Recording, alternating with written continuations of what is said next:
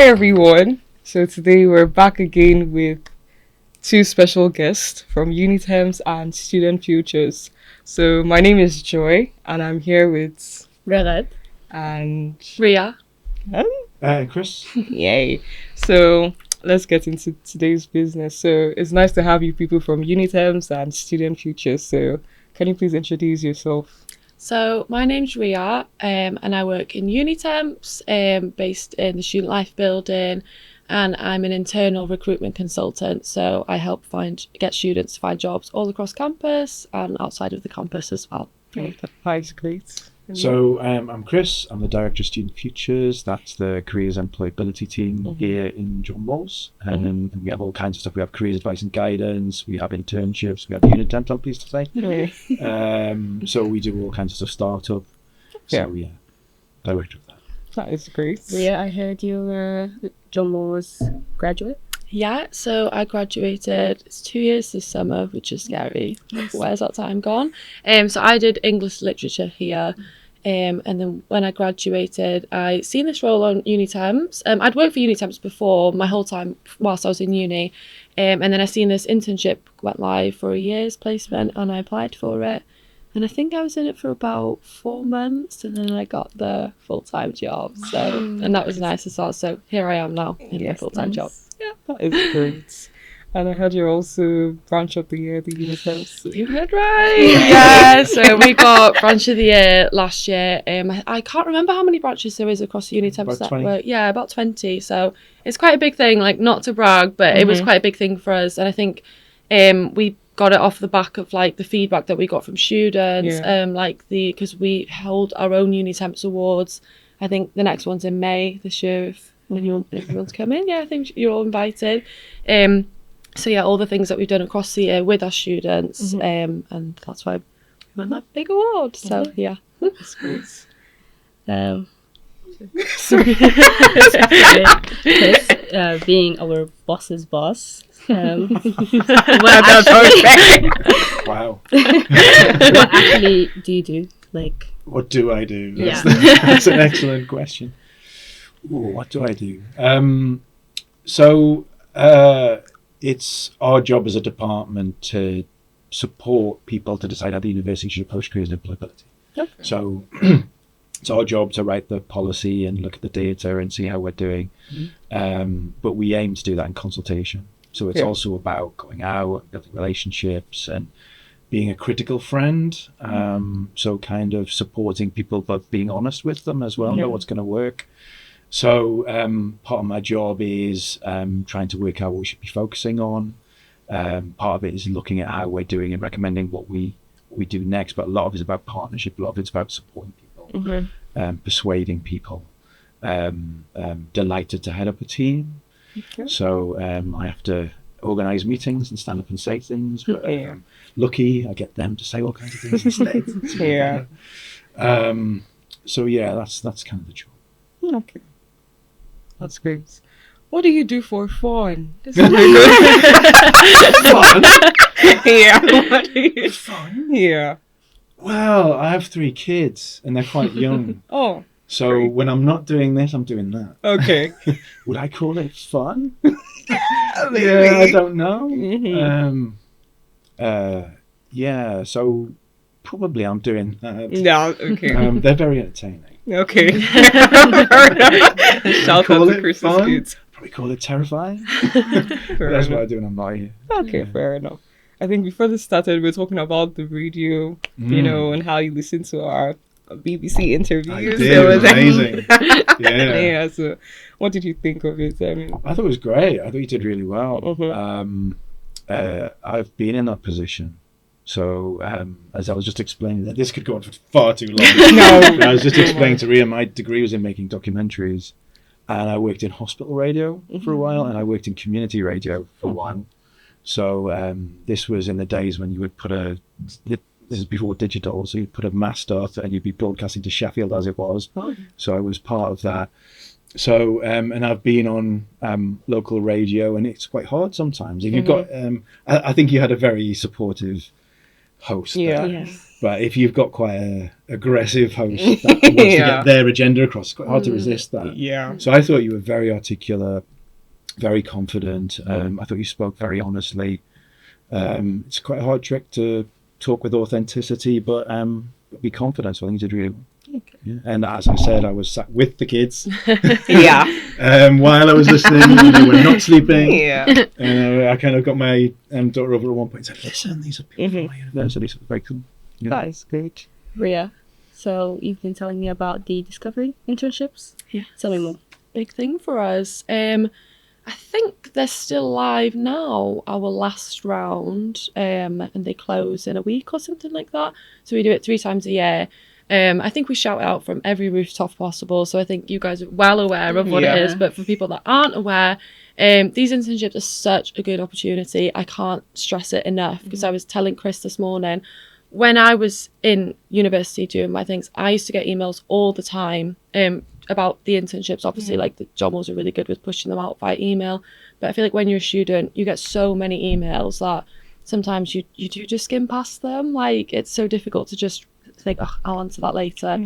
You never do.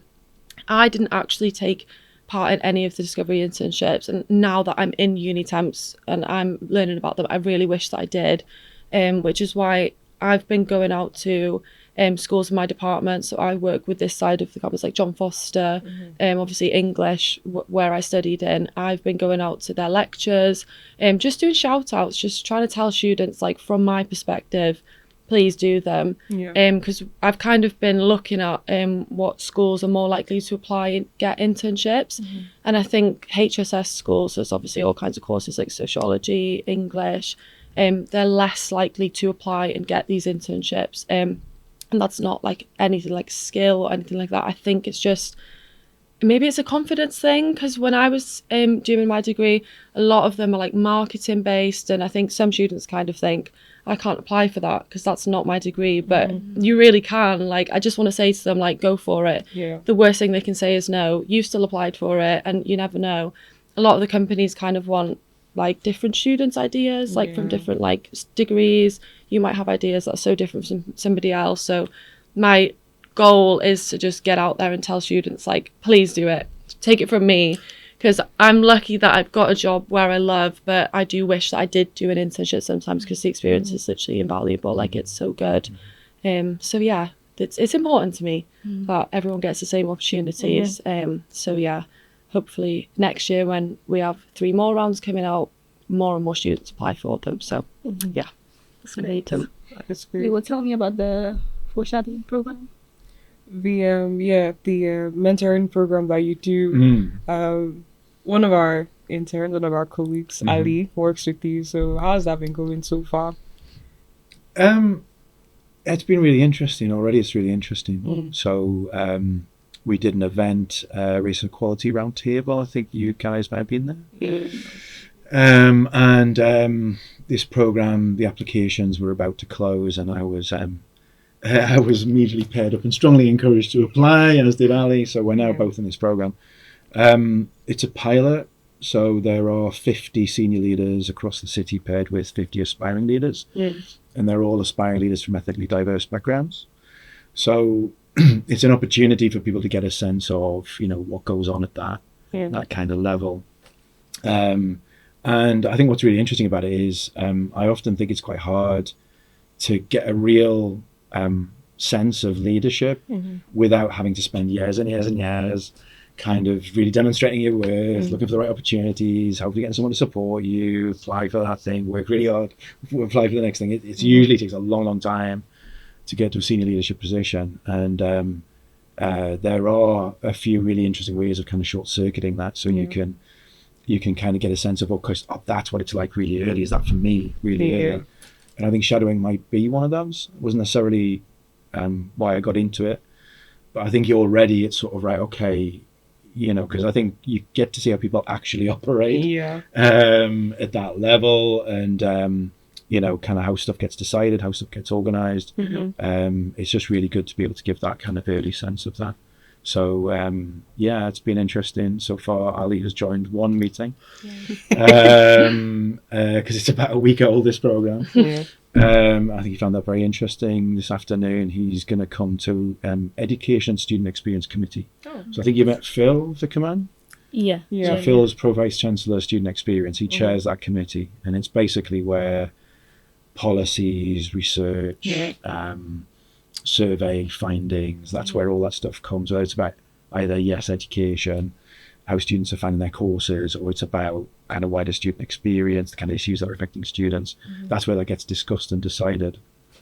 So it's going to be kind of interesting this afternoon to see what he thinks of that. Okay, That's great. That's great. And that sounds very interesting. You know, he took a video and he posted on the group chat like, "What are you guys doing? I'm literally here with like senior leaders." I'm like, oh, sorry. This is the event at the Adelphi. Yeah, Adelphi. Right. Yeah. So he just, posted it. I'm like, oh, sorry. Yeah. Oh, yeah. I mean, I would say having been kind of encouraged to apply, and I didn't find it. I was surprised I got in. Apparently 200 people applied. Yeah. It's serious company. You're talking about people who run fire services, councils, and a lot of people from the NHS. So there's some serious companies. It was really positive, that room. So Ali was one of 50. It was 100 people in the room. Yeah. And it was just really, really positive. And again, a lot of honesty and authenticity, and people being very, what's the word, kind of open in that space. Really kind of positive thing. I'd be amazed if it doesn't continue past this. That's great. Seeing all these opportunities that you all are talking about. I think he met you at the employers roundtable we had earlier. Yeah. So that was just the beginning of our career and everything. And to see how the I forgot what the program is, but it was headed by Modupe Grace That's right. Foundation. Yeah. So just for him to pair up and to be able to experience this type of thing now, first year pharmacy student, I think it's really amazing, this opportunity that show more students. So it's the Liverpool City Region Race Equality Hub Shadowing Program. Name. They kind of need a nice tag, right?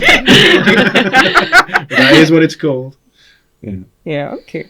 That is great. So us being co-creation interns, we've been in so many adventures. That's the word. And we've been really enjoying our time. And we know that you're the one who created this program. I would have supported the program. Yeah. What has inspired it? Okay, so a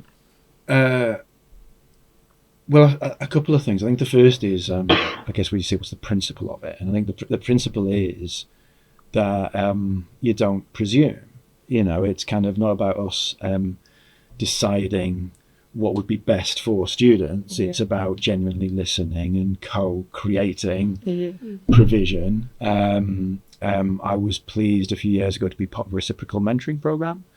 This was set up by the university, so I was reciprocally mentored by one of our black graduates, and that was kind of really powerful in terms of kind of really understanding her perspective and her very specific views on things and her experiences, and to kind of realize that there's no way in the world I could have imagined some of this stuff. I mean, some stuff she showed, which was incredibly powerful, I wouldn't have thought, and yet it's really important and relevant. So I think there's it's more than being respectful. I think it's just practical to kind of say, how would I necessarily know the full extent of the lived experience?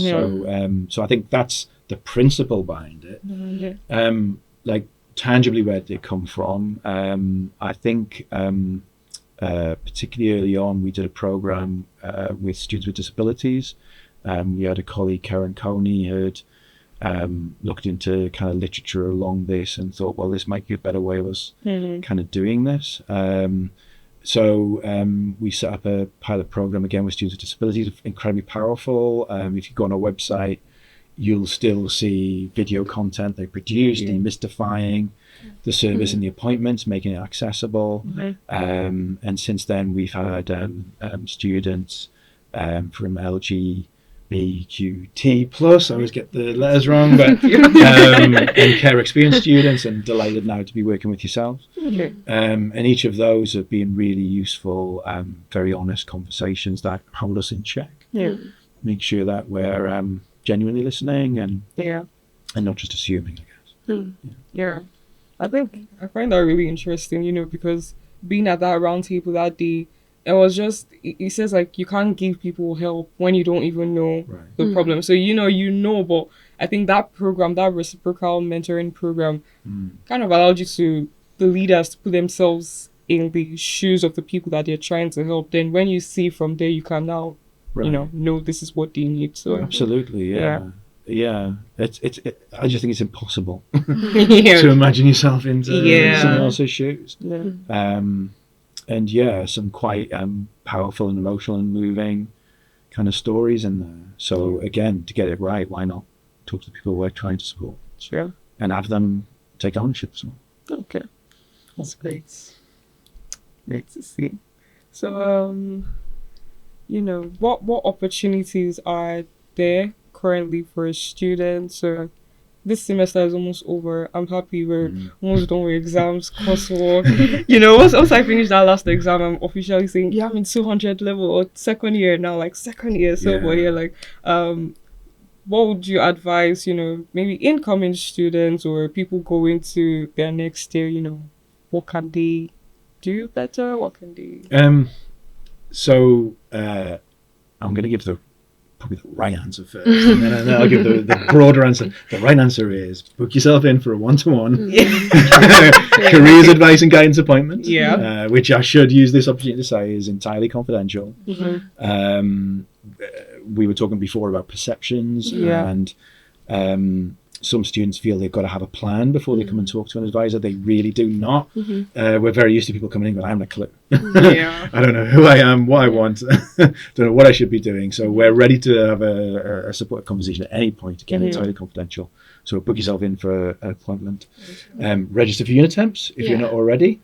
That's very simple, isn't it? Yeah, I think that feeds back into what I was trying to say before. We are really friendly. Well, I like to think we're friendly. We are a team of 4 of us. We know what it's like to need a job. We're not here to make things harder. It's not supposed to be difficult. Anyone can come and speak to us. Even just if you just want some money, come and speak to us. Or if you've got any questions, I think that's a good place to start. Obviously, sometimes it is overwhelming finding work, and we get so many people saying, I've been looking on online everywhere, and even though unfortunately we can't just give you a job right there at the spot, we can guide you. We can say there's this on the website, have you tried doing this, make sure you do this. So it's just come and speak to us. We're friendly, approachable people. So it makes it a lot easier rather than going out yourself and trying to look for work, because how tiring is it? It's so difficult. Obviously we get new jobs every week as well, so there's always something for everyone. And also we do have, for those who are interested, we have a startup hub. I think you talked to Tom. Right. So again, there are sessions there where you don't need to have a business plan. You don't need to have it all worked out in finance. You can just come in and go, just tell me a bit more about it.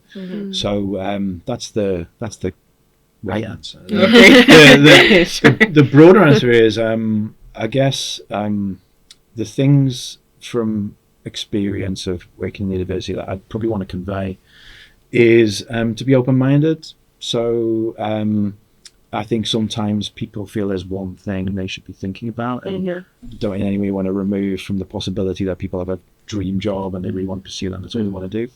But at the same time, you have all manner of possibilities you can unlock. And most big recruiters, about 86% of big recruiters are degree agnostic.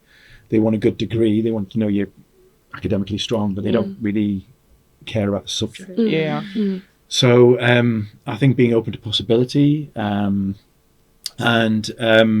don't feel you have to decide the next 30 years. Don't feel that whatever you're about to apply for or do is now you locked in for 30 years. It really isn't. I think the secret is being kind of opportunistic and be confident. I mean, you folks already have a huge amount to say already, right? But a lot of our students do, and I think sometimes people can undersell themselves. You are interesting and useful and valuable to any organisation. Just the mic. So get out there and try stuff. And squeeze every ounce of possibility out of any opportunity, because again, I think there's a sort of, well, I'm here to do that, and that's all I can do.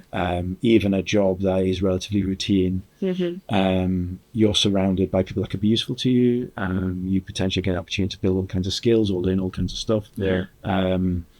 Just asking. If you ask politely enough, people might, for all kinds of reasons, say sorry, no.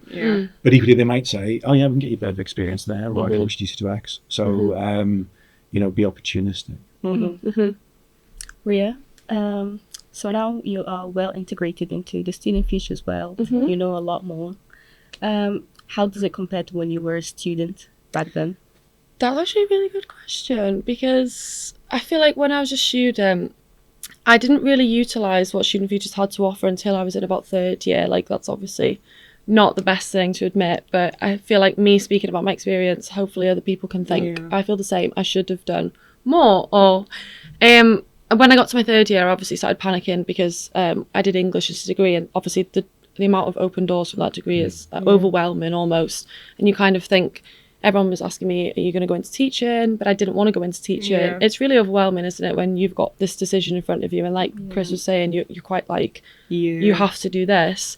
So I did book many careers meetings, and obviously the careers advisors are so lovely and friendly, and I was really nervous to go to it in case they told me something that I didn't want to hear, but they were so friendly, and I think they understand, like, you don't want to be told straight. Sometimes you need a bit of like, at first, like, everything's okay, like, you've got time. And as I went more and more to the meetings, like, they got to know me even better, and they give me even better advice, like even more support. I think when I found this internship for Unitemps, I actually did email, I think it's Hayley, I think I spoke to Hayley Fallon, she works in the Student Futures team. And I asked Hayley, like, I really want to apply for this. Can you give me some help? And she was so supportive about it. She was saying, just go for it. You've worked with Unitemps before. I did a CV cafe appointment as well, but I did that online, obviously, because it was summertime. So helpful, really useful. So I utilised Student Futures back then, but now that I'm in the team, I know how hard they work to make that student experience better. Like, everything we do is literally for students to have a better experience. I know how hard we work, like all the focus groups we do, all the jobs that I get in, so many of them are so important, so relevant. It's really interesting to see what goes on behind the scenes to give students that experience. So yeah, I know now how hard they work and how much they really want to help you. Like, you think when you're getting the emails like, come speak to us, they're just sending it out, like, utilise it. Like, they know what they're doing. We know what we're doing because I'm part of Student Futures. So yeah. That is great. I think you all have given very, candid advice for people coming, even people that are currently in university. I've gotten a couple of jobs from Unitemps, and I heard that you all do a blind recruitment budget. Well, you guys are nodding together. Okay, but a blind recruitment service, and I think that's really cool. It's finally good to put a face to the name, because I always see like my emails, Parry, literally, I know the whole thing.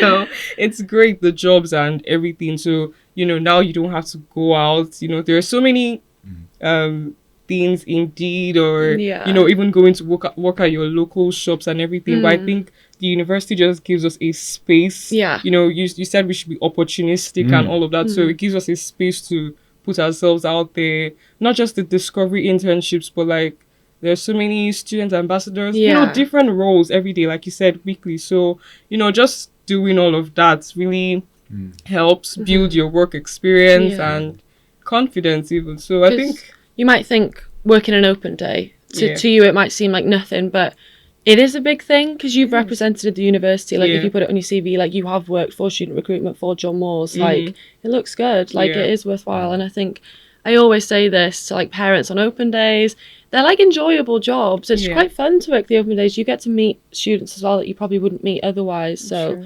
I like to push those open days out. We have so many people working for us, so like, you guys work for us. I do. That's how we got this job. Things like that. You do meet people, especially like student recruitment. There's so many people working on that team. Lots of opportunities. So with the open days. I think the other thing is for quite a lot of students, when they leave, when they're graduates, it can be quite challenging trying to find a job that you find meaningful. So it is kind of the average that you will apply about 30 times for every offer. But I think once you're out there, we run the risk of students going, oh, it's me, I'm terrible, that's why I'm getting 29 rejections. But actually that is how it is.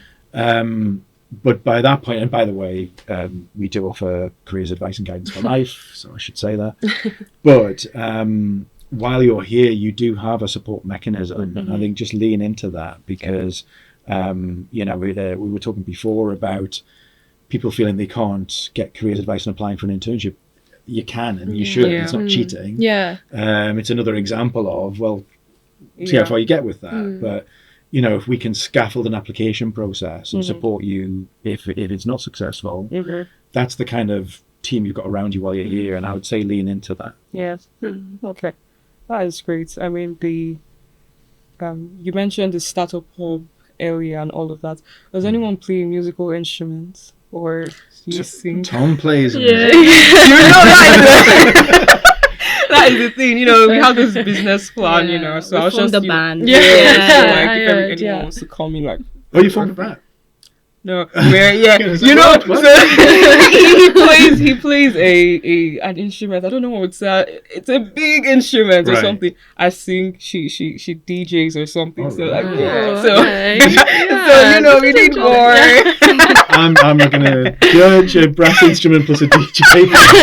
Sounds perfect. Gonna to be me. one of a kind, I tell you. Yeah, well, that's good. I mean, this has been quite insightful. You know, seeing what the university is doing. You know, seeing that all of this isn't just a tick box activity. You know, you actually have the students at the forefront of everything that you're doing. I think it's really amazing. Like, and it has been working because we have a lot of international students now at LJMU. It's the preferred now university for most. Good. Really? Good. Wow, that's awesome. Well, thank you. I mean, you're keeping us honest. You're keeping us switched on. You're really important to us. So thank you. Yeah, glad to. Thank you, guys. Yeah. Okay, so it was good to have you here today. This was very interesting, good conversation. So hope to see you sometime soon. Okay, till next time. Bye bye.